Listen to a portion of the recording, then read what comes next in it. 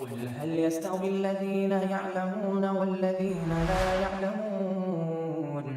إنما يتذكر أولو الألباب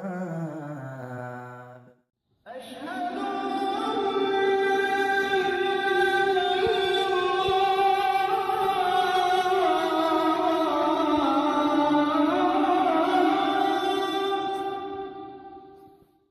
الحمد للہ رب العالمین وصلی اللہ وسلم علی نبیہ ورسولہ محمد وعلی آلہ وصحبہ ومن دعا بدعوتہ واتبع ہدیہ الی یوم الدین، اما بعد، فباب صلاۃ التطوع، نفل نماز کا بیان، نفل نماز کا باب ہے۔ صلاۃ التطوع ترکیب اضافی ہے، صلاۃ مضاف، تطوع مضاف الیہ۔ نماز کی نسبت، نماز کی اضافت اس کی ایک خاص نوع، خاص قسم کی طرف ہے، اور وہ ہے نفل۔ گویا کہ نماز ایک نوع تطوع ہے اور ایک نوع، ایک قسم فرض ہے۔ یہ جو باب ہے نفلی نمازوں کا بیان ہے۔ نفل کہتے ہیں اس زیادتی کو، اس اضافہ کو، اس خیر کو جو انسان پر لازم نہ ہو، اور شریعت میں ہر وہ اطاعت جو واجب نہ ہو اس کو نفل کہتے ہیں، الا یہ کہ کچھ اسباب ہوں جو اس نفل نماز کو بھی واجب کرتے ہوں، جیسے کوئی نذر مانے 2 رکعت نماز کی، تو واجب تو نہیں تھا لیکن آدمی نے نذر کر کے اس کو اپنے اوپر واجب کر لیا۔ یا بعض اہل علم کے نزدیک تحیۃ المسجد واجب ہے، تو جب مسجد میں داخل ہوگا وہ تحیۃ المسجد پر واجب ہوگی۔ مراد سنتوں کا بیان۔ اب سنتوں میں مؤکدہ سنت اور غیر مؤکدہ سنت، جس پر نبی صلی اللہ علیہ وسلم نے مواظبت اور ہمیشگی برتی ہے، وہ، اور جس کو کبھی کبھار آپ نے پڑھا ہے اور کبھی چھوڑا بھی ہے، دونوں طرح کی نمازوں کو تطوع کا لفظ شامل ہے۔ گویا فرض اور جو کچھ فرض سے زائد ہے وہ تطوع، جیسا کہ زمام بن ثعلبہ کی روایت میں ہے کہ جس اللہ نے آپ کو نبی بنا کر بھیجا ہے، کتنی وقت کی نمازیں آپ پر فرض کی ہیں؟ تو آپ نے کہا 5 وقت کی نمازیں رات دن میں فرض۔ کہا ان کے علاوہ بھی کچھ نمازیں؟ کہا ہاں، الا ان تطوع، قال لا الا ان تطوع، 5 وقت کے علاوہ فرض نہیں، مگر جو کچھ ہے تطوع ہے، فرض سے زائد ہے۔ تو جو کچھ فرض سے زائد ہے وہ تطوع ہے، لیکن جس پر دوام اور ہمیشگی برتی ہے آپ صلی اللہ علیہ وسلم نے، ان نمازوں کو سنن راتبہ، سنن مؤکدہ کہتے ہیں، اور جس کو کبھی کبھار آپ نے چھوڑا بھی ہے وہ ہماری اصطلاح میں یا فقہا کی اصطلاح میں نفل کہلاتی ہے۔ تو ہر وہ اطاعت جو واجب نہ ہو، اسلام نے اس کو واجب نہ کیا ہو، جس سے 5 وقت کی نماز ہے،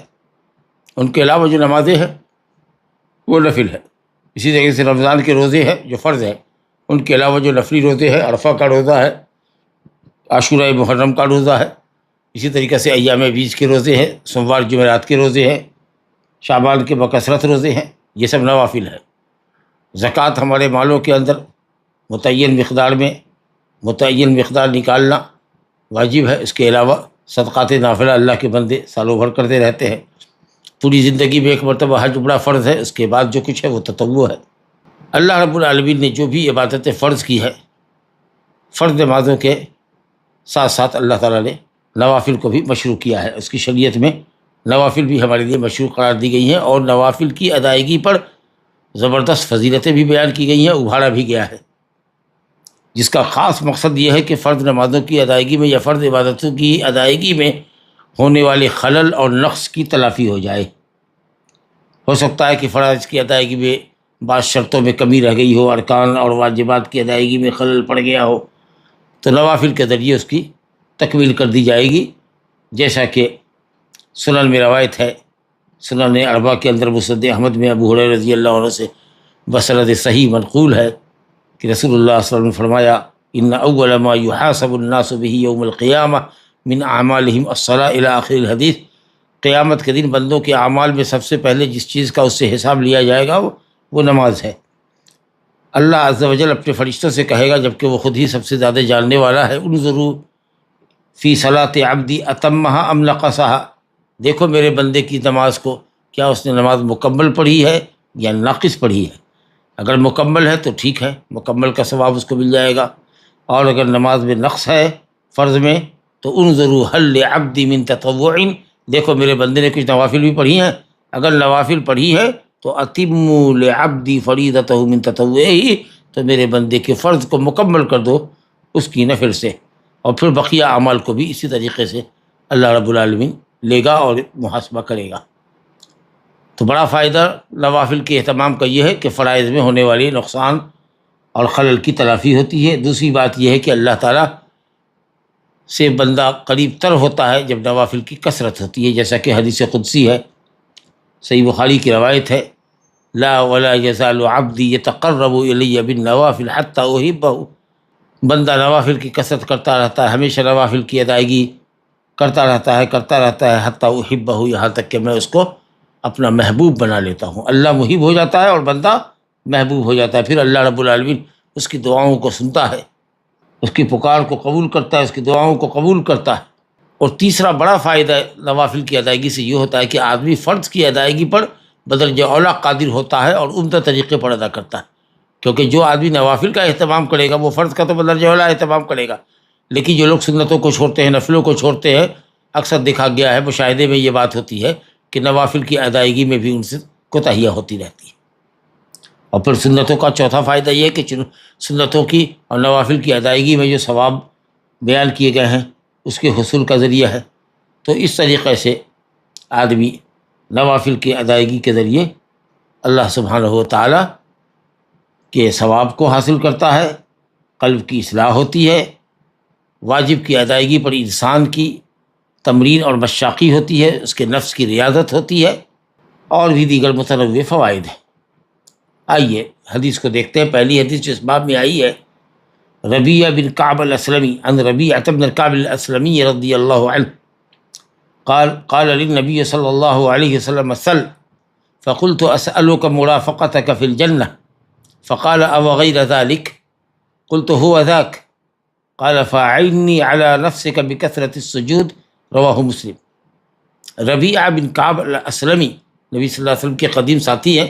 صحابی ہیں، سفر و حضر میں آپ کے ساتھ رہا کرتے تھے، آپ کے خدام میں سے تھے اور اصحاب صفہ میں سے تھے۔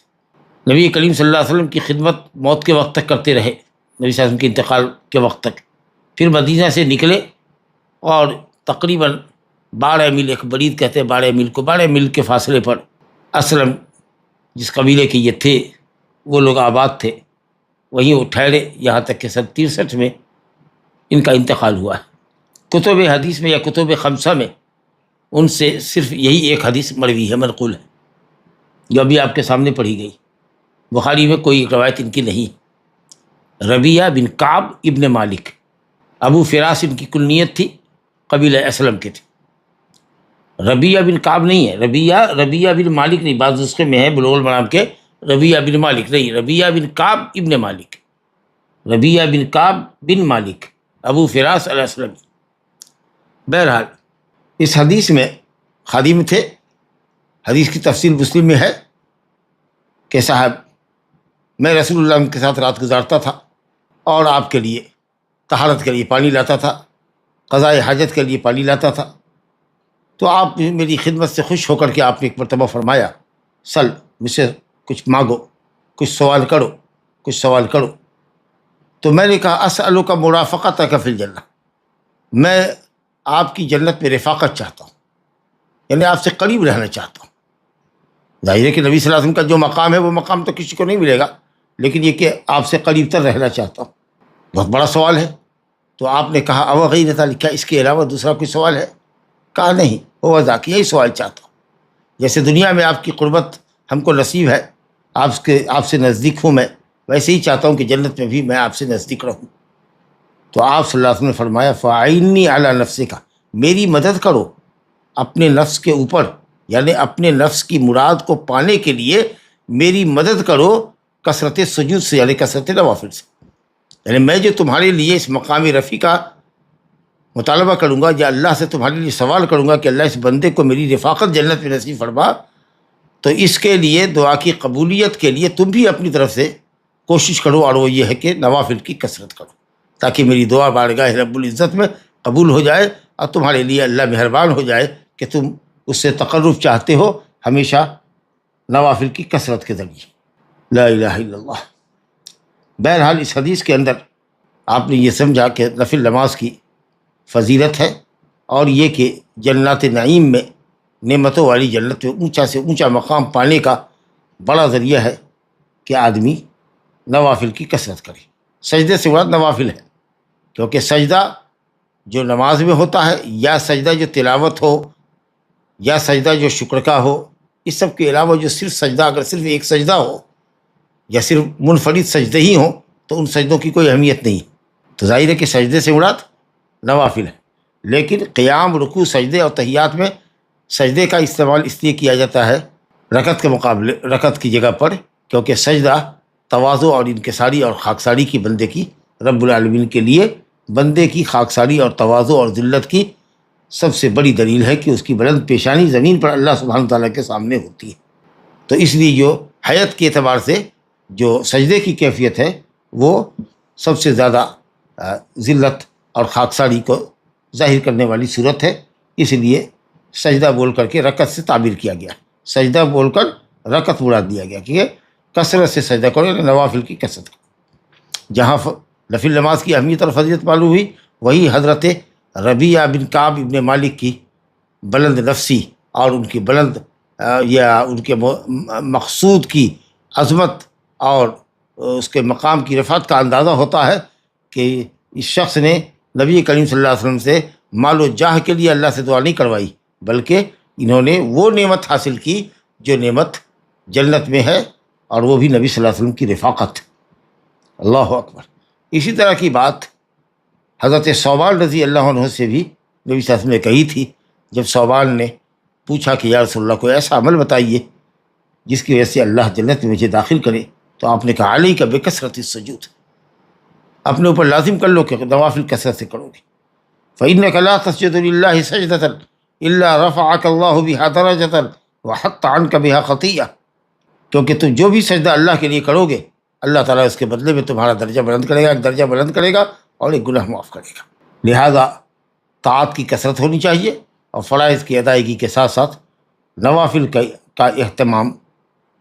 ہمیں اور آپ کو کرنا چاہیے۔ اللہ تعالیٰ ہم سب کو اچھی توفیق سے نوازے۔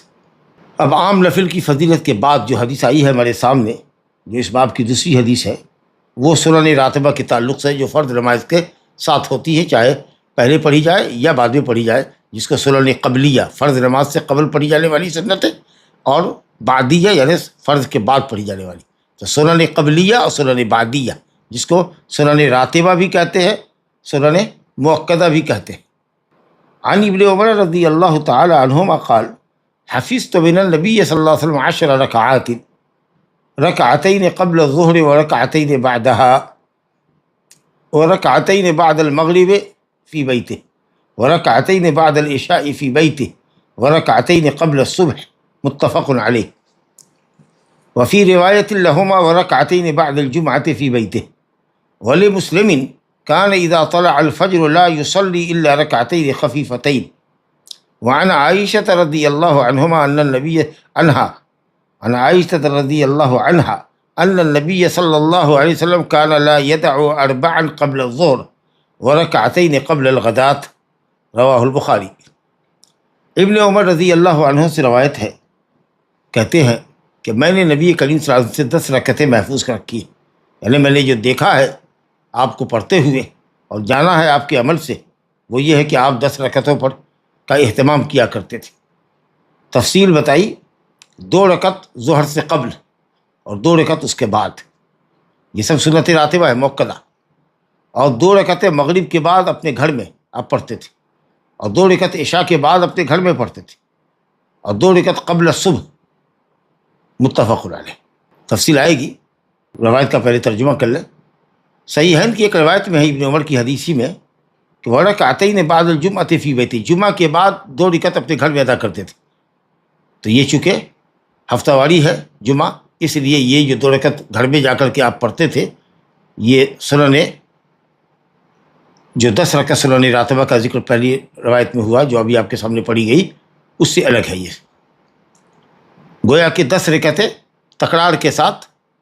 ہفتے کے 6 دن میں نبی صلی اللہ علیہ وسلم پڑھا کرتے تھے، اور جمعہ کے دن جمعہ کے بعد 2 رکعت پڑھتے تھے۔ تو گویا 10 رکعت کے اندر یہ 2 رکعت شامل نہیں ہے، یہ جمعہ کے دن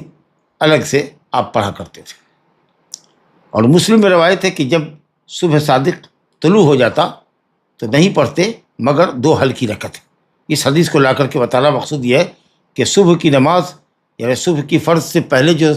سنت پڑھتے ہیں فجر کی سنت، وہ بہت ہلکی ہوا کرتی تھی، غرض گویا کہ دوسری سنن مؤکدہ کے مقابلے میں فجر کی جو یہ 2 رکعت سنت ہوتی تھی یہ ہلکی ہوا کرتی تھی۔ یہ فائدہ ہم کو اس روایت سے حاصل ہوا کہ فجر کی سنت میں رکعت بالکل ہلکی ہوتی، اور روایت آئے گی کہ اس میں نبی صلی اللہ علیہ وسلم سورہ فاتحہ کے ساتھ سورہ کافرون پڑھتے پہلی رکعت میں، اور دوسری رکعت میں سورہ اخلاص پڑھتے، تو ہلکی نماز پڑھتے فجر کی۔ یہ فائدہ حاصل ہوا اس روایت سے۔ چلیے دوسری اس کے بعد جو روایت آئی ہے عائشہ رضی اللہ عنہ کی، اس میں کہ نبی صلی اللہ علیہ وسلم 4 رکعت ظہر سے پہلے نہیں چھوڑا کرتے تھے، اور 2 رکعت فجر سے پہلے۔ تو فجر سے پہلے کی 2 رکعت تو ٹھیک ہے، وہ 10 رکعت کے اندر ابن عمر کی روایت میں آ گئی۔ البتہ عائشہ کی روایت اور ابن عمر کی روایت میں صرف کتنا فرق ہے کہ حضرت ابن عمر رضی اللہ عنہ نے 2 رکعت ظہر سے قبل کہا، اور حضرت عائشہ نے 4 رکعت ظہر سے پہلے کہا، اور وہ بھی بعض روایت میں حضرت عائشہ کی ہے کہ آپ ان کے گھر میں 4 رکعت پڑھا کرتے تھے۔ تو کل ملا کر کے دونوں روایتوں کو اگر دیکھیے تو 10 رکعت اور حضرت عائشہ کی روایت کی روشنی میں 12 رکعت، 4 رکعت ظہر سے پہلے 2 رکعت بعد، تو 6 رکعت مغرب کے بعد 2 رکعت 8، عشاء کے بعد 2 رکعت 10، اور 2 رکعت فجر سے پہلے 12 رکعت۔ اور حضرت عائشہ کی روایت کی تائید دوسری روایت سے بھی آئے گی ہے، حضرت حفصہ رضی اللہ عنہ کی حدیث سے کہ جس نے نبی صلی اللہ علیہ وسلم فرمایا کہ سنت عشرۃ رکعۃ فی الیوم واللیلہ، جس نے بھی 12 رکعت نماز کی حفاظت کی یا مواظبت برتی، بنی لہ بہن بیت فی الجنہ، ان نمازوں کے عوض اللہ تعالیٰ اس شخص کے لیے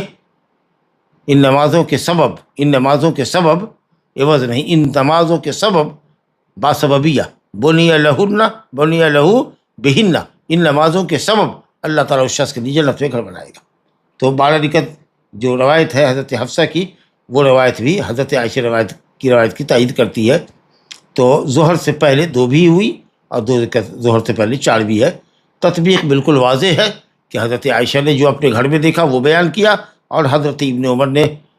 جو کبھی دیکھا ہوگا اپنی بہن کے گھر میں تو وہ بتایا ہوگا، یا مسجد میں کبھی آپ نے پڑھی ہے تو وہ بتایا، گویا کہ 10 بھی ہے اور 12 بھی ہے۔ لیکن اگر 4 رکعت ظہر سے پہلے پڑھی جائے تو یہ بہتر ہے، کیونکہ بہرحال اس حدیث پہ عمل کرنے سے رکعت کی تعداد بڑھ جاتی ہے،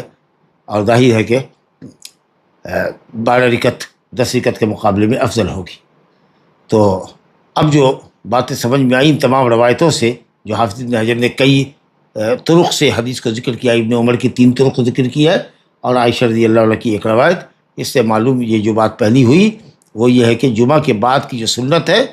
2 رکعت، وہ ان 10 رکعتوں سے الگ ہے جس کو حضرت ابن عمر نے بیان کیا ہے، کیونکہ وہ 10 رکعت یومیہ ہے۔ اور دوسری بات یہ کہ نبی صلی اللہ علیہ وسلم جمعہ کے بعد گھر میں تشریف لے جاتے تھے اور وہاں 2 رکعت نماز پڑھا کرتے تھے۔ تو 10 رکعت کی جو بات حضرت ابن عمر نے کہی ہے وہ ان نمازوں کے لیے کہی ہے یا ان دنوں کے لیے کہی ہے جن میں نبی صلی اللہ علیہ وسلم تکرار کے ساتھ یہ 10 رکعت پڑھتے تھے، اور وہ ہے جمعہ کے فرض کے علاوہ، یعنی سنیچر سے لے کر کے جمعرات تک 6 دنوں کے اندر نبی صلی اللہ علیہ وسلم 10 رکعت پڑھتے، اور جمعہ کے دن جمعہ کے بعد 2 رکعت پڑھتے۔ جمعہ سے پہلے کی کوئی سنت نبی صلی اللہ علیہ وسلم سے ثابت نہیں۔ اور دوسری حدیث جو ہے ابن عمر سے حفصہ رضی اللہ عنہ سے آئی ہے کہ نبی صلی اللہ علیہ وسلم فجر کے طلوع کے بعد نماز نہیں پڑھتے تھے مگر 2 ہلکی رکعت، 2 ہلکی رکعت۔ گویا کہ جو دوسری روایت لے کر کے آئے ہیں حافظ ابن حجر رحمۃ اللہ علیہ، مسلم کے حوالے سے ابن عمر ہی کی روایت ہے، وہ انہوں نے اپنی بہن حفصہ سے روایت کیا ہے کہ رسول اللہ صلی اللہ علیہ وسلم فجر کے طلوع کے بعد، صبح صادق طلوع ہونے کے بعد 2 ہلکی رکعت فجر کی پڑھا کرتے تھے۔ گویا کہ اس حدیث سے فائدہ ہمیں یہ ملا کہ نبی صلی اللہ علیہ وسلم کے فجر کی جو 2 رکعت سنت تھی وہ صبح صادق کے طلوع کے بعد ہوتی تھی، اور صبح صادق کے بعد اور فرض نماز کے درمیان میں سوائے 2 رکعت فجر کی سنت کی کوئی اور نماز نہیں پڑھا کرتے تھے، اور یہ 2 رکعت ماشاءاللہ ان 10 رکعتوں کا حصہ ہے جنہیں حضرت ابن عمر نے بیان کیا ہے۔ رہی حدیث اما عائشہ رضی اللہ عنہ کی روایت، تو ان کی روایت میں یہ ہے کہ صاحب رسول گرامی صلی اللہ علیہ وسلم نے 4 رکعت پڑھی ہے، 4 رکعت پڑھی ہے۔ حضرت عائشہ رضی اللہ عنہ سے پوچھا گیا کہ نبی صلی اللہ علیہ وسلم کی نفل کتنی ہوا کرتی تھی؟ سئلت عائشہ عن تطوع النبی صلی اللہ علیہ وسلم، تو انہوں نے کہا کان یصلی فی بیتی قبل الظہر 4، 4 رکعت پڑھتے میرے گھر میں، پھر اس کے بعد آپ نکلتے اور لوگوں کی امامت فرماتے، پھر گھر میں داخل ہوتے تو 2 رکعت نماز پڑھتے۔ اس حدیث سے جیسا کہ بتایا کہ 12 رکعت ثابت ہوئی۔ اچھا، وہ معافی چاہتے ہیں، وہ حدیث جو میں کہہ رہا تھا کہ حضرت حفصہ کی ہے 12 رکعت، وہ حضرت حفصہ سے نہیں بلکہ ام حبیبہ رضی اللہ عنہ سے وہ حدیث آ رہی ہے، من صلی اثنتین عشرۃ رکعۃ، من صلی اثنتی عشرۃ رکعۃ، جس نے 12 رکعت نماز فی یوم و لیلہ، رات دن میں پڑھا، سنت بنی لہ بہن بیت فی الجنہ۔ تو ابن عمر جتنی رکعتوں پر مطلع ہوئے ہیں وہ 10 رکعت ہے، اور حضرت عائشہ رضی اللہ عنہ کی روایت میں اضافہ ہے، اور انشاءاللہ تعالیٰ جو اضافہ پر عمل کرے گا وہ خیر کثیر حاصل کرے گا۔ تو حضرت عائشہ رضی اللہ عنہ نے جو کچھ دیکھا وہ بتایا، اور حضرت ابن عمر نے جو کچھ دیکھا مسجد میں یا اپنی بہن کے گھر میں، ظاہر ہے کہ دوسری ازواج کے گھر میں تو نہیں جاتے تھے، حضرت ابن عمر اپنی بہن کے گھر میں جاتے رہے ہوں گے، حضرت حفصہ کے گھر میں، یا جو کچھ دیکھا ہوگا تو مسجد میں دیکھا ہوگا، تو وہاں سے انہوں نے اپنے مشاہدے کے مطابق 10 بتایا ہے۔ اچھا، جمعہ میں کہ جو سنت، جمعہ کے بعد کی جو سنت ہے، سنت بعدیہ، وہ 2 رکعت ہے، وہ نبی صلی اللہ علیہ وسلم گھر میں ادا کرتے تھے، اور مغرب اور عشاء کی نماز کے تعلق سے بھی ہم نے پڑھا کہ 2 رکعت پڑھتے تھے، جو صلی بعد المغرب رکعتین فی بیتہ، اور عشاء کے بعد بھی نماز فی بیتہ، اور فجر کے لیے خاموشی ہے، حدیث میں کچھ بیان نہیں کیا ہے، اور ظاہر ہے کہ یہ بات شاید بہت مشہور ہے، اس لیے شاید بیان نہیں کیا گیا ہو کہ فجر کے وقت نبی صلی اللہ علیہ وسلم گھر میں ہی ہوتے، تہجد پڑھتے تھے، اور اس کے بعد صبح صادق کے بعد اذان ہوتی، پھر 2 رکعت آپ ہلکی سی نماز پڑھتے۔ حضرت عائشہ رضی اللہ عنہ بتاتی ہیں کہ جب میں جگی ہوتی تو بات کرتے، اور جب میں سوئی ہوتی تو آپ بھی دائیں کروٹ لیٹ جاتے، یہاں تک کہ مؤذن آتا، آپ کو مطلع کرتا ہے جماعت کا وقت ہو گیا ہے، تو آپ نکلتے اور جماعت کراتے۔ تو کچھ نمازوں کے لیے تو فی بیتہ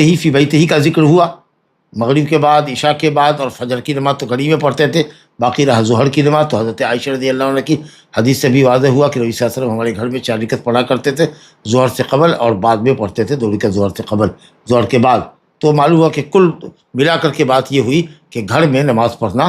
نفل نماز مسجد میں پڑھنے کے مقابلے میں افضل ہے، جیسا کہ ہم جانتے ہیں کہ اس سلسلے میں بہت سی حدیثیں آئی ہے۔ جی عبداللہ بن عمرو بن عاص رضی اللہ عنہ سے روایت ہے،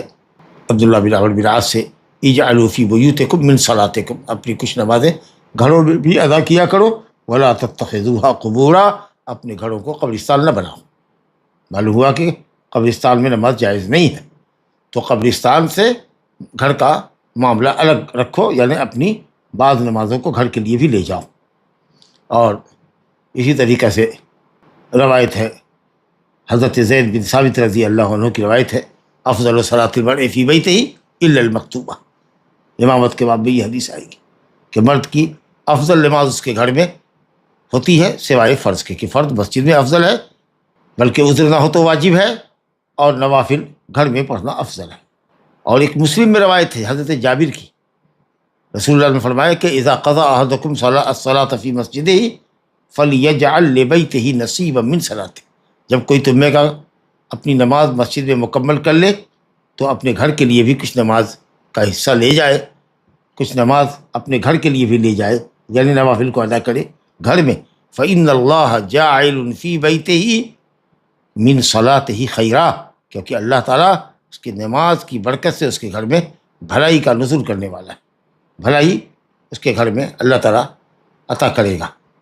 تو نفل نمازیں گھر میں پڑھنے کے فوائد معلوم ہوئے آپ کو، کہ ایک تو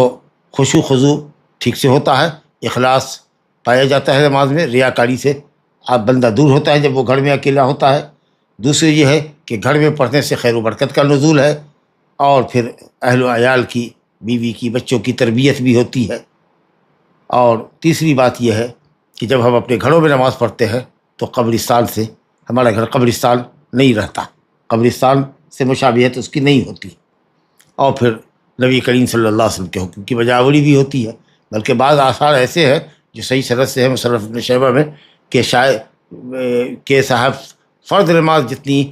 افضل ہے مسجد میں باجماعت ادا کرنا، اتنا ہی مسجد میں سنت ادا کرنے کے مقابلے میں گھر میں سنت ادا کرنا افضل ہے. جیسے فرض نماز مسجد میں ادا کرنا افضل ہے، صلاۃ الجماعت افضل و صلاۃ الفرض ب25 درجہ و ب25 درجہ، دونوں طرح کی روایت ہے نا. حضرت ابو ہریرہ سے 25 گنا اور حضرت ابن عمر سے 27 گنا. جتنی جماعت کی نماز مسجد میں افضل ہے، اتنا ہی وہ سنت جو گھر میں ادا کی جائے وہ افضل ہوتی ہے مسجد کی سنت کے مقابلے میں. چلیے صاحب، سنت فجر کا خاص اہتمام کرتے تھے. یوں تو نبی صلی اللہ علیہ وسلم سنن مؤکدہ کا بہت اہتمام کرتے تھے.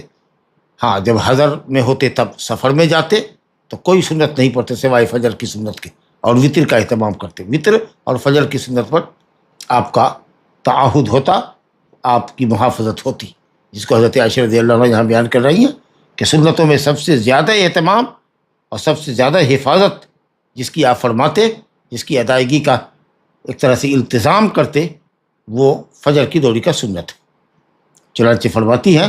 وعنہا قالت، حضرت عائشہ رضی اللہ عنہ سے روایت ہے، کہتی ہیں لم یکن النبی صلی اللہ علیہ وسلم علی شیء من النوافل اشد تعاہدا منہ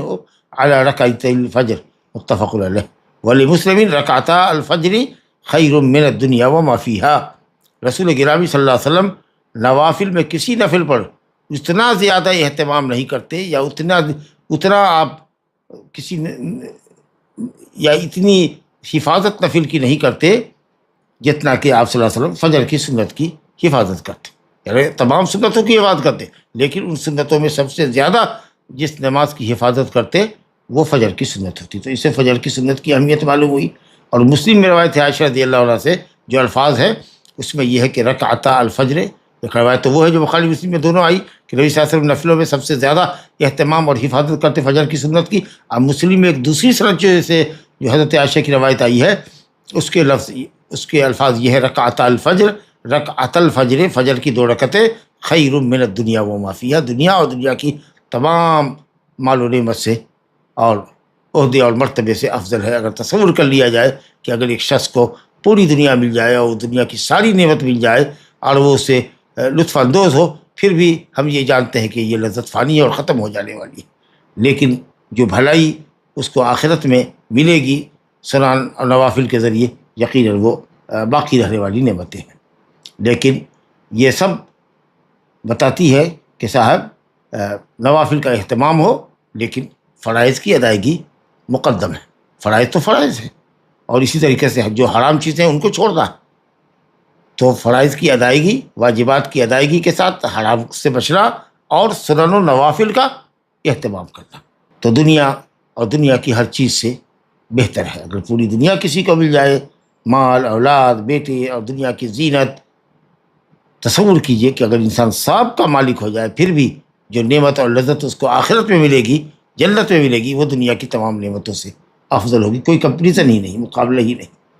اور الحمدللہ جیسا کہ آپ سن چکے کہ فجر کی سنت اور اسی طریقے سے وطر کی حفاظت نبی صلی اللہ علیہ وسلم حضر سفر میں بھی کیا کرتے تھے. جبکہ سفر میں ظہر سے پہلے اور بعد کی سنت نہیں پڑھتے، مغرب کے بعد کی سنت نہیں پڑھتے، عشاء کے بعد کی سنت نہیں پڑھتے، نوافل مطلقہ پڑھتے، صلاۃ الضحیٰ پڑھتے، صلاۃ التہجد پڑھتے، لیکن سنن مؤکدہ نہیں پڑھتے. اور فرض نمازوں کو جو 4 رکعتیں ہیں، جو رباعی نمازیں ہیں 4 رکعت والی، ظہر و عصر اور عشاء، آپ ان کو 2 رکعت پڑھتے اور سنتیں نہیں پڑھتے سوائے فجر کی سنت کے اور وطر کے، کہ آپ اس کا اہتمام زبردست طریقے سے سفر میں بھی کیا کرتے تھے. آئیے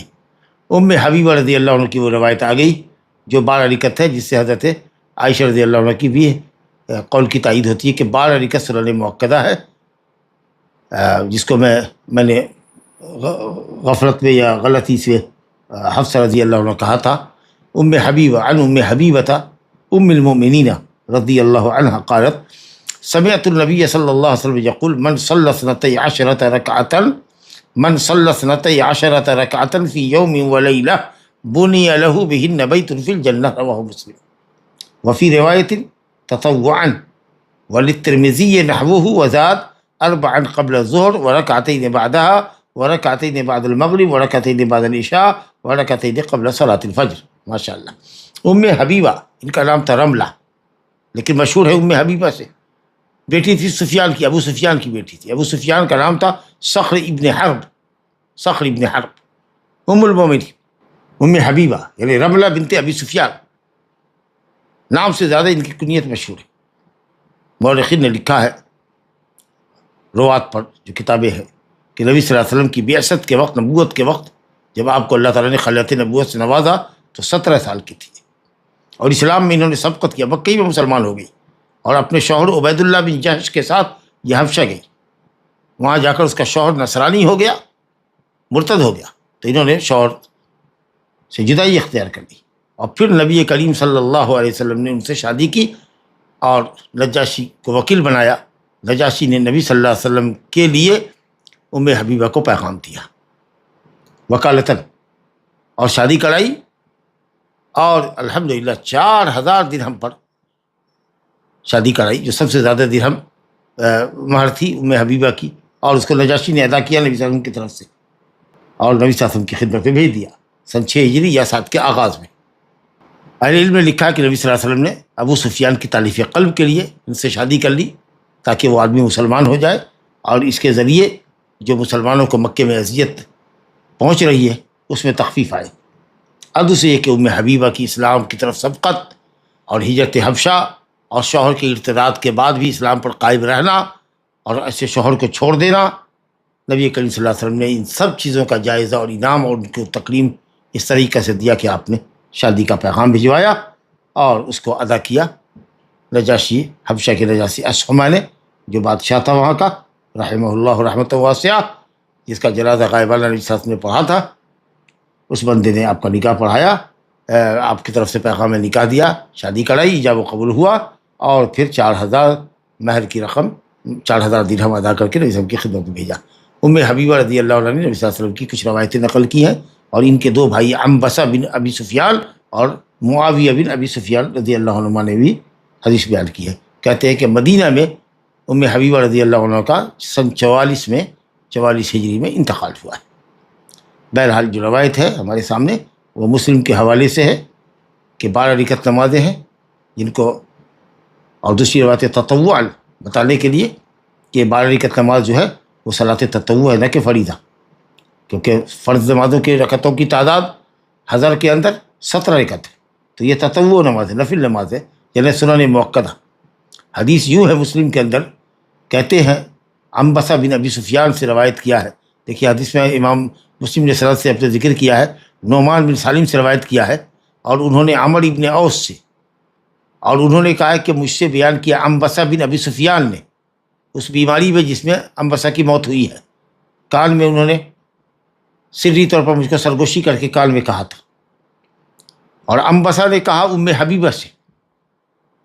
کہ میں نے سنا ہے، عنبسہ کہتے ہیں کہ میں نے اپنی بہن ام حبیبہ سے سنا، اور پوری حدیث بیان کیا ہے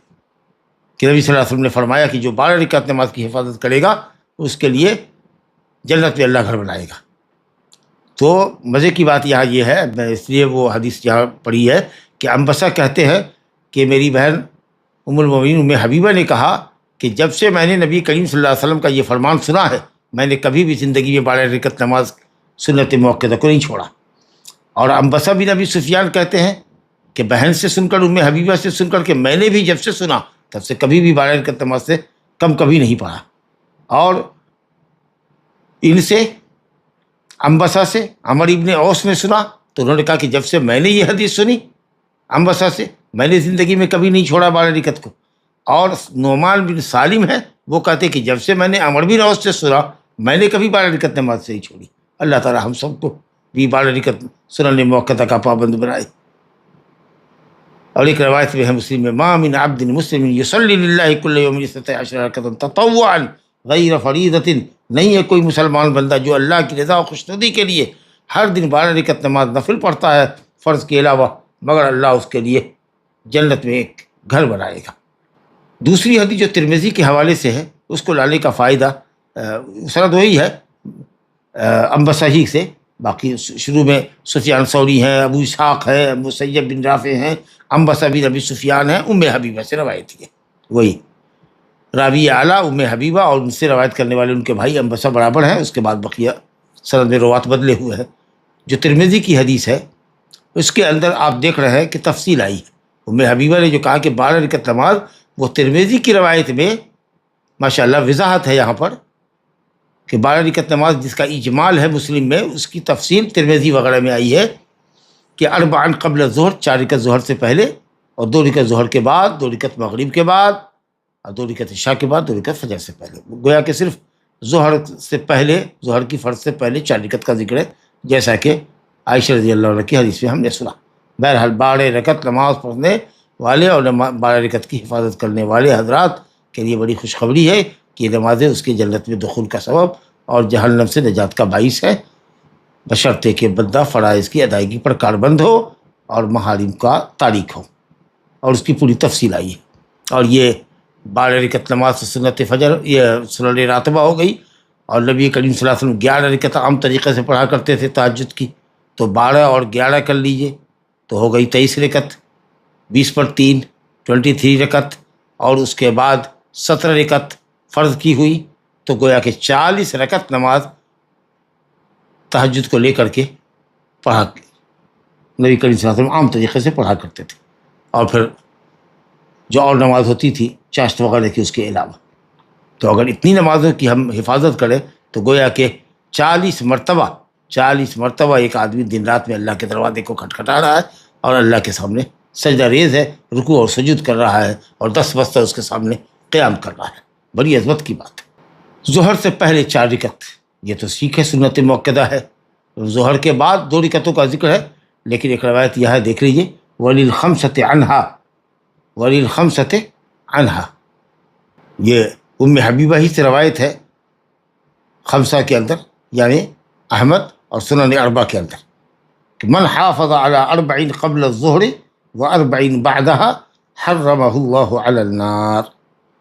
جس نے 4 رکعت ظہر سے پہلے پڑھی، 4 رکعت کی حفاظت کی ظہر سے پہلے اور 4 رکعت کی حفاظت کی ظہر کے بعد، تو اللہ نے اس شخص کے اوپر جہنم کو حرام کر دیا، یعنی جہنم سے اس کو بچا لے گا اللہ تعالیٰ. تو 4 رکعت ظہر سے پہلے تو سنت موقدہ ہے، جیسا کہ حضرت عائشہ اور ام حبیبہ کی روایت سے ہمیں معلوم ہوا. لیکن ظہر کے بعد جو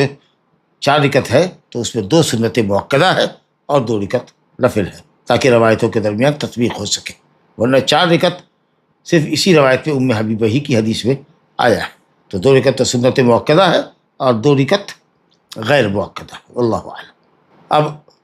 عصر کے بعد تو کوئی سنت نہیں، عصر سے پہلے بھی کوئی سنت نہیں. یہ الگ بات ہے کہ بین کل اذانین، صلاۃ الاذان اور اقامت کے درمیان 2 رکعت ہے، تو آدمی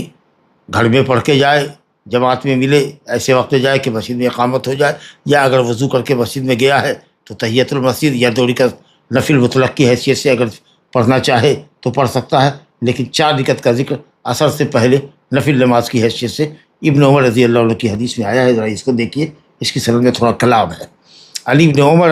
رضی اللہ عنہما قال قال رسول اللہ صلی اللہ علیہ وسلم رحم اللہ امرأ صلی 4 قبل العصر، رواہ احمد و ابو داود و ترمذی و حسنہ و ابن خزیمہ و صححہ. ابن عمر رضی اللہ عنہما سے روایت ہے، کہتے ہیں کہ رسول اللہ نے فرمایا، اللہ رحم فرمائے اس شخص پر، عمرانی سے مرد عورت دونوں داخل ہیں، جو عصر سے قبل 4 رکعت پڑھے. اس حدیث کو روایت کیا ہے احمد نے. بتائیے کہ 4 رکعت نفل نماز ہے، نفل مطلق ہے، سنت موقدہ نہیں ہے.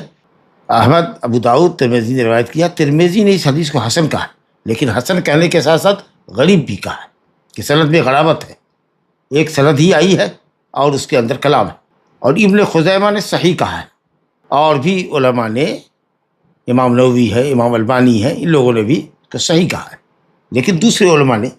اس کے اوپر تھوڑا کلام کیا ہے، کہا ہے کہ یہ حدیث محل نظر ہے. چنانچہ کہتے ہیں کہ ابن عمر رضی اللہ عنہ کی روایت ہم پڑھ چکے ہیں کہ انہوں نے کہا کہ میں نے رسول اللہ صلی اللہ علیہ وسلم سے 10 رکعتیں یاد کی، اگر یہ 4 رکعت بھی ہوتی تو اس کو بیان کرتے. اس کے بعد یہ جو حدیث آئی ہے، جس کی وجہ سے اس حدیث کو محل نظر ٹھہرایا جا رہا ہے یا اس پر سوالیہ نشان ہے، وہ ہے کہ محمد بن مسلم بن مہران یا محمد بن مسلم بن مثنى، محمد بن مسلم بن مہران کہیے یا ابو المثنى، اس شخص کے تعلق سے روایت ہے جس نے ابن عمر سے روایت کی. ابن عمر رضی اللہ عنہ سے روایت کرنے والے جو ہے محمد، انہوں نے اپنے باپ مسلم بن مہران سے روایت کیا ہے، اور یہ محمد بن مسلم جو ہے یہ متکلم فی راوی ہے. چنانچہ بعض علماء نے تو بہت سخت کہا کہ واہی تباہی روایت ہے، بالکل ناقابل قبول ہے. اب کچھ لوگوں نے کہا کہ بہت ہلکے درجے کا حفظ میں اس کے کلام ہے، کچھ لوگوں نے ثقہ کہا، کچھ لوگوں نے کہا کہ بہت غلطی کرتے ہیں، سمجھا کہ بہرحال حافظ ابن حجر نے کہا کہ صدوق ہے یخطی، اور ایسا راوی جو صدوق ہو اور غلطی کیا کرتا ہو، ایسے شخص کی روایت جب وہ متفرد راوی کے ذریعے ہوگی تو قابل قبول نہیں ہوتی جب تک کہ اس کی کوئی تائید نہ ہو جائے۔ تو اس وجہ سے بظاہر واللہ عالم یہ لگتا ہے کہ محمد بن مسلم نے اس روایت کو بیان کرنے میں ابن عمر سے تفرد اختیار کیا ہے، کیونکہ حضرت ابن عمر کے خود بیٹے سالم جو علم اور حفظ کے اتقان کے جبل ہے، پہاڑ، ان کے مولا آزاد کردہ غلام نافع، ان کے خاص شاگرد عبداللہ بن دینار اور دوسرے جو ہے، انہوں نے ابن عمر رضی اللہ عنہ سے اس حدیث کو نقل نہیں کیا، جس سے ترمذی نے حسن کہہ کے غریب کہا، اور جن لوگوں نے اس حدیث کو قابل حجت مانا ہے وہ 4 رکعت نفل نماز پڑھنے کے نفل نماز کی مشروعیت کے قائل ہے کہ عصر سے پہلے 4 رکعت نماز غیر سنت مؤکدہ کی حیثیت سے پڑھی جا سکتی ہے، اور یہ کہ اگر آدمی ہمیشہ پڑھے تو اچھی بات ہے، تاکہ رحم اللہ عمران کی کے ذریعے جو دعا آپ نے نبی نے فرمائی ہے کہ اس آدمی پر اللہ رحم فرمائے، اس خیر کثیر میں وہ حاصل ہو جائے گا۔ لیکن بہرحال اتنی بات تو ضرور ہے کہ یہ سنن مؤکدہ نہیں ہے، اسی لیے جن لوگوں نے نبی صلی اللہ علیہ وسلم کی سنت مؤکدہ کا ذکر کیا ہے، وہ خواہ ابن عمر ہوں یا عائشہ ہوں یا ام حبیبہ رضی اللہ عنہا ہوں،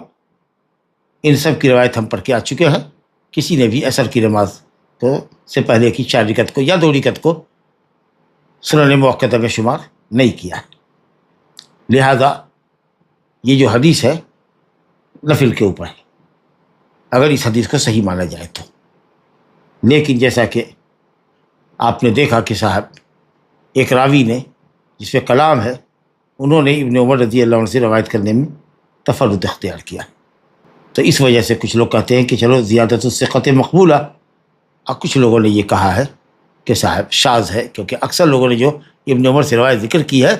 انہوں نے 4 رکعت کا ذکر نہیں کیا ہے، سوائے محمد بن مسلم بن مہران کے کہ انہوں نے اضافہ کیا ہے، واللہ تعالی عالم۔ چلیے صاحب دوسری حدیث ہمارے سامنے ہے، عن عبداللہ بن مغفل المزنی عن نبی صلی اللہ علیہ وسلم قال صلوا قبل المغرب ثم قال في الثالثة لمن شاء كراهية أن يتخذها الناس سنة، رواه البخاري۔ وفي رواية ابن حبان أن النبي صلى الله عليه وسلم صلى قبل المغرب ركعتين، ولمسلم عن أنس رضي الله عنه قال كنا نصلي ركعتين بعد غروب الشمس فكان يرانا فلم يأمرنا ولم ينهنا۔ عبداللہ بن مغفل المزنی بیعت رضوان میں نبی صلی اللہ علیہ وسلم کے ساتھ تھے، اور وہ ڈالیاں جو بیر کی آپ کے چہرے پر گر رہی تھی اس کو باقاعدہ مستقل پکڑے ہوئے تھے، اٹھا کے رکھے ہوئے تھے آپ کے چہرے سے، اور حضرت عمر بن خطاب رضی اللہ عنہ نے بصرہ میں لوگوں کی تعلیم کے لیے اور دعوت کے لیے جن 10 آدمیوں کا انتخاب کیا تھا اپنی خلافت میں، اس میں یہ بھی تھے، کا مطلب یہ کہ عالم اور فقیہ صحابی تھے۔ مدینہ میں ٹھہرے، پھر بصرہ منتقل ہو گئے، اور وہاں سن 59 میں 59 میں ان کا انتقال ہوا ہے۔ عبداللہ بن مغفل رضی اللہ عنہ کی روایت جو بخاری کی ہے کہ رسول اللہ صلی اللہ علیہ وسلم نے فرمایا صلوا قبل المغرب، مغرب سے پہلے نماز پڑھو، یعنی مغرب کی فرض نماز سے پہلے، نہ کہ غروب آفتاب سے پہلے، وہ تو وقت مکروہ ہے، عصر کی نماز کے بعد کوئی نماز نہیں ہے یہاں تک کہ سورج ڈوب جائے، الا کہ وہ نماز جس کی دلیل موجود ہو، جیسے تحیۃ المسجد ہے یا قضا نماز ہے وغیرہ۔ مغرب سے پہلے مطلب مغرب کی فرض سے پہلے نماز پڑھو، مغرب کی فرض نماز سے پہلے نماز پڑھو، امر ہے صلو صلو۔ تیسری مرتبہ میں آپ نے فرمایا لمن شاء، جو چاہے، اگر یہ قید نہیں لگتی تو پھر صلو کا صیغہ جو امر کا ہے وجوب پر دلالت کرتا۔ معلوم یہ ہوا لمن شاء کہہ کر کے نبی صلی اللہ علیہ وسلم نے اس کے وجوب کو ندب کی طرف پھیرا ہے کہ یہ حکم گویا وجوبی نہیں ہے، ندبی اور استحبابی۔ یہ آپ نے کیوں کہا لمن شاء؟ کراہیت ان یتخذ الناس سنہ، تاکہ لوگ اس کو سنت نہ بنا لیں، یعنی سنت مؤکدہ نہ سمجھیں، سنت مؤکدہ نہ سمجھیں۔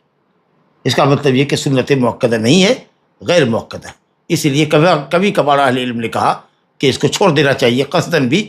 تاکہ سنت مؤکدہ کا گمان نہ ہو۔ سنت مؤکدہ کو چھوڑنا نہیں چاہیے عام حالات میں۔ تو پھر سنت مؤکدہ اور غیر مؤکدہ میں فرق کرنے کے لیے کبھی کبھی تساہل کرنا چاہیے، چھوڑ دینا چاہیے، ورنہ اگر ہمیشگی ایسے ہی سنت موقعہ کی طرح ہم کرنے لگیں تو پھر وہ جو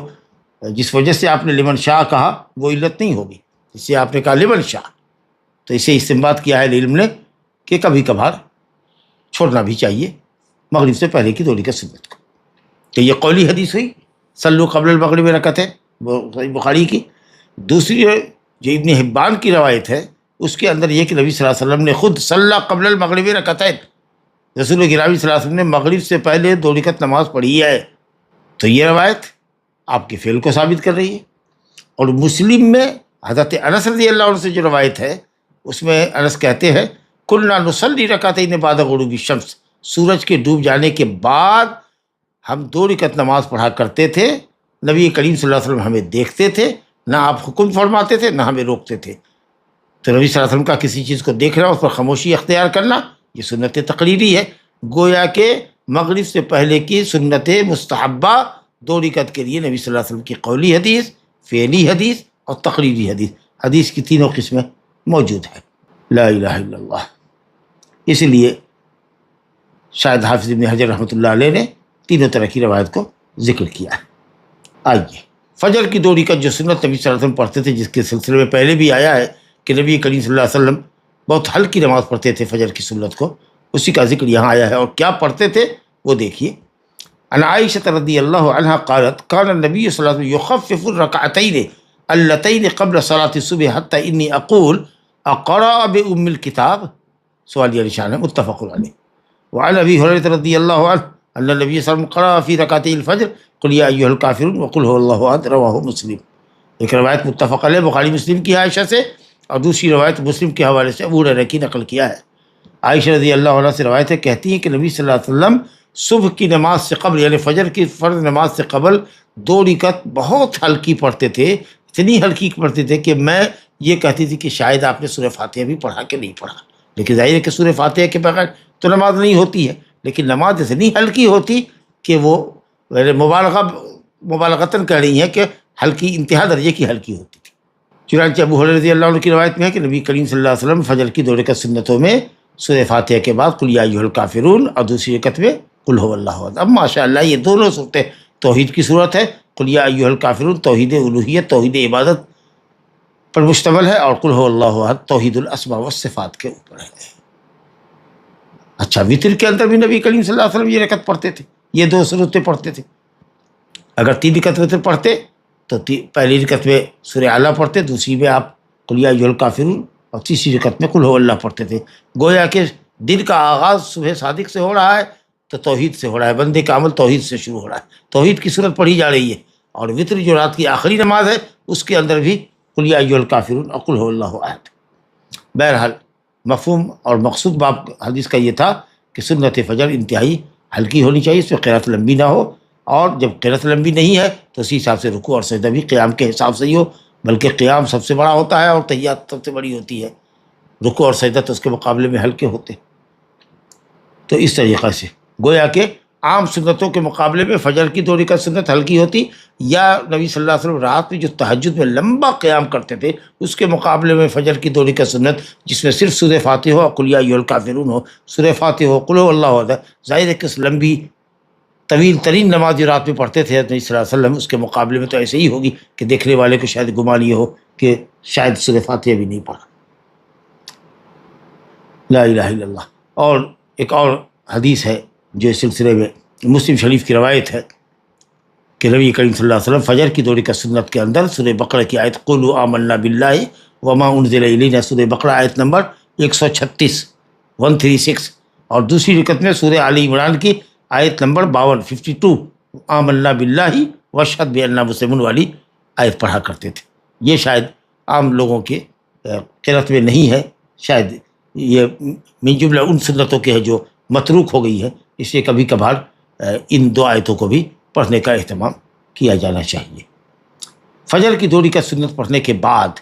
رسول اللہ صلی اللہ علیہ وسلم لیٹ جایا کرتے تھے، اس کو ذرا پڑھ کر کے رکتے ہی نہیں۔ عن عائشہ رضی اللہ عنہا قالت کان النبی صلی اللہ علیہ وسلم اذا صلی رکعتي الفجر استجع على شقه الايمن، رواه البخاری۔ وعن ابی ہریرہ رضی اللہ عنہ قال قال رسول اللہ صلی اللہ علیہ وسلم اذا صلی احدکم الرکعتین قبل صلاۃ الصبح فلیستجع علی جنبہ الایمن، رواہ احمد و ابو داؤد و ترمذی و صححہ۔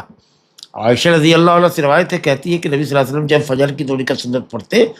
تو آپ اپنے داہنے کروٹ لیٹ جاتے۔ یہ کہاں لیٹنا ہوتا آپ کا؟ آپ کے گھر میں، کیونکہ وہی فجر کی تھوڑی کا سنت آپ پڑھا کرتے تھے، لا الہ الا اللہ۔ تو کروٹ، دائیں کروٹ لیٹ جاتے تھے۔ اور دوسری روایت جو ابو ہریرہ رضی اللہ عنہ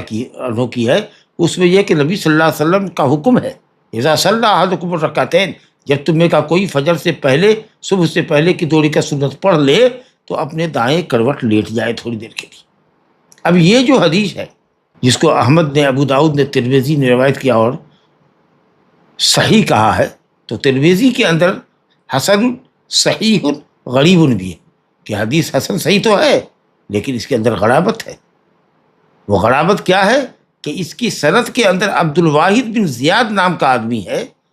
جو اگرچہ ثقہ ہے، بعض علیہ نے تو کلام کیا ہے، لیکن صحیحین میں صحیحین کا راوی ہے یہ۔ تو اگر یہ مان کے بھی چلا جائے کہ عبد الواحد بن زیاد، جس پہ بعض اہل علم نے کلام کیا، اگر اس کو اس سے صرف نظر بھی کیا جائے تو انہوں نے روایت کرنے میں تفرد کیا ہے، انہوں نے اعمش سے روایت کرنے میں تفرد کیا ہے۔ تو ثقہ راوی اگر تفرد کرے اور وہ بھی متکلم فی ہو بعض لوگوں کے نزدیک، تو بہرحال اس کے اوپر سوالیہ نشان ہے۔ اچھا، پھر اس کی روایت جو ہے اعمش سے ہے، اور اعمش سے روایت کرنے کے اندر کلام ہے کیونکہ اعمش مدلس ہے۔ جی، حالانکہ اعمش سے امام بخاری اور مسلم نے بھی روایت لی ہے، لیکن جب صحیح ہے اعمش سے روایت لے کر کے آتے ہو تو جب تک تہمت تدریس کی نفی نہیں ہوگی اور جب تک سماع ان حضرات کے نزدیک ثابت نہیں ہوگا، صحیح ہے میں کوئی روایت آ نہیں سکتی اعمش کی، یاد رکھا جائے۔ اور بعض اہل علم نے کہا کہ اعمش اور اسی طریقے سے جو ہے اعمش اگر اپنے شیوخ سے روایت کرتے، جو مشہور شیوخ ہیں ان کے، جیسے ابراہیم ہے، ابو وائل ہے، ابو صالح سمان ہے، اس طرح کے اگر لوگوں سے روایت کیا جاتا ہے، کرتے ہیں یہ اعمش، تو وہ اتصال پر محمول کی جاتی ہے۔ اور اس روایت کے اندر عبد الواحد بن زیاد نے اعمش سے روایت کیا اور اعمش نے ابو صالح سمان سے روایت کیا۔ بہرحال حدیث کے اندر کلام ہے۔ حافظ بیہقی نے جو حکم لگایا ہے وہ بہتر ہے، حالانکہ اس حدیث کو علامہ حافظ ابن حجر نے متقدمین میں ابن خزیمہ نے تصحیح فرمائی ہے، اور علامہ ابن حجر اسقلانی نے فتح الباری میں، اسی طریقے سے امام البانی نے صحیح الجامع کے اندر بھی صحیح کہا ہے اس کو، لیکن حافظ بیہقی نے جو اس پر حکم لگایا ہے وہ دیکھیے، انہوں نے کہا کہ حدیث پر شاذ کا حکم لگے گا، یعنی وہ حدیث جس میں نبی کریم صلی اللہ علیہ وسلم کے فعل کی حکایت کی گئی وہ نہیں، وہ روایت جس کے اندر آپ نے حکم فرمایا ہے، کیونکہ حضرت عائشہ، حضرت ابن عباس وغیرہ کی جو روایت ہے کہ نبی صلی اللہ علیہ وسلم لیٹ جایا کرتے تھے، ابو ہریرہ رضی اللہ عنہ کی جو فعلی حدیث ہے کہ نبی صلی اللہ علیہ وسلم کا فعل کو انہوں نے نقل کیا ہے، یہی روایتوں کے موافقت میں ہے، اور محفوظ کے مقابلے میں جو روایت آتی ہے وہ شاذ ہوتی ہے۔ تو اس لیے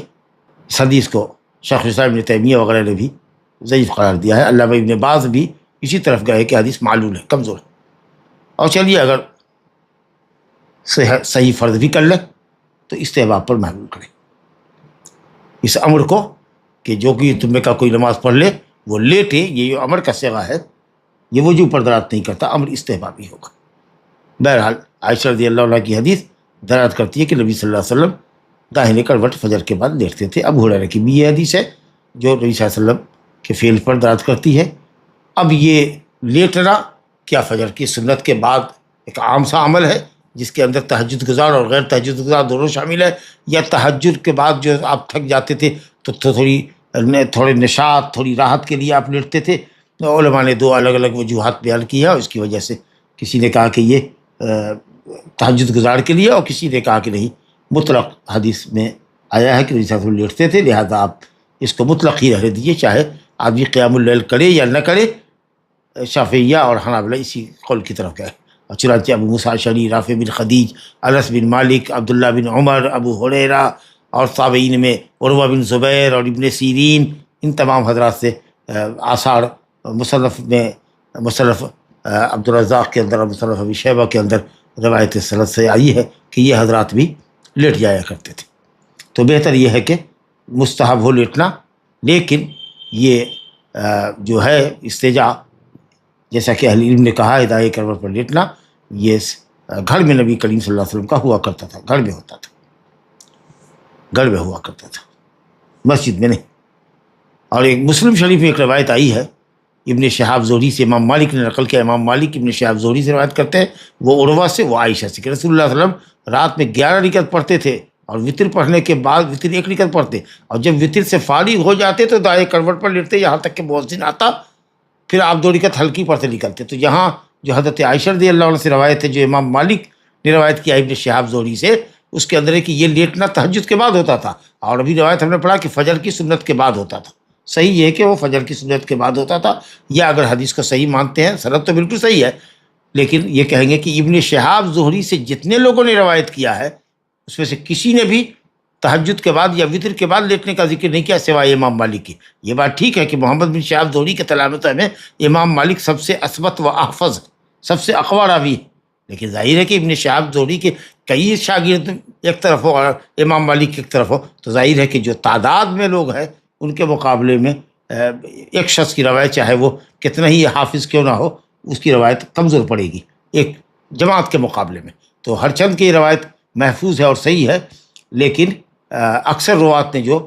بلکہ تمام روات نے، امام مالک کے علاوہ تمام روات نے جو ابن شہاب زہری سے یہ حدیث نقل کی ہے، اس میں ہے کہ فجر کی 2 رکعت سنت کے بعد ہی نبی کریم صلی اللہ علیہ وسلم لیٹتے تھے۔ تو یا پھر یہ محمول کر لیا جائے کہ صاحب کبھی تہجد کے بعد لیٹتے تھے، کبھی کبھار، ورنہ اکثر فجر کی 2 رکعت سنت کے بعد لیٹتے تھے، واللہ اعلم۔ اور یہ لیٹنا مسجد میں ہے، کیونکہ نبی صلی اللہ علیہ وسلم سے یا صحابہ میں سے کسی سے ثابت نہیں ہے کہ وہ مسجد میں لیٹا کرتے تھے، گھر میں لیٹا کرتے تھے، گھر میں لیٹا کرتے تھے۔ الا یہ کہ اگر کوئی شخص تہجد مسجد ہی میں پڑھتا ہے اور تھک گیا ہے تو بعض اہل علم نے کہا ہے کہ اگر وہ چاہے تو 1 منٹ کے لیے 2 منٹ کے لیے اگر لیٹتا ہے تو کوئی حرج نہیں۔ ھذا وباللہ التوفیق وصلی اللہ وسلم وبارک علی نبینا محمد وعلی آلہ وصحبہ اجمعین۔ فرض اور سنت نماز ایک ہی جگہ پڑھنا کیسا ہے، اور ایک جگہ پڑھنے سے کیا ثواب میں کوئی کمی آتی ہے؟